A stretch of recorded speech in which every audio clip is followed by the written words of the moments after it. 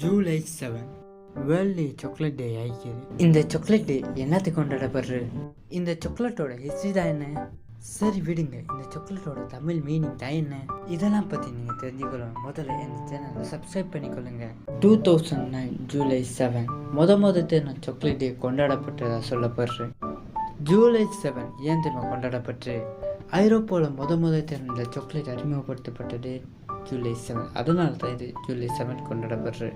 But ஆனாலும் அமெரிக்காவில் October 28லையும் கனடாவில் February 4லையும் வேர்ல்டு வைடாக பார்த்தா இது ஜூலை 11லையும் நடக்குது.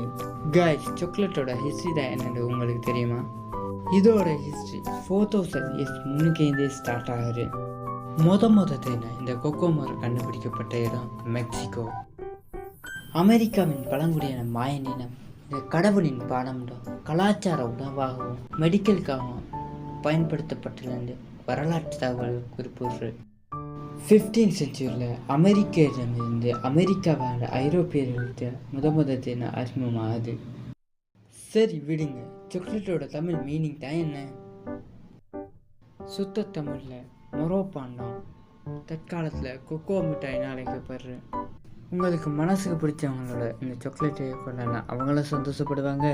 கீழே இருக்கிற சப்ஸ்கிரைப் பண்ண தட்டி விட்டால் நானும் சந்தோஷப்படுவேன்.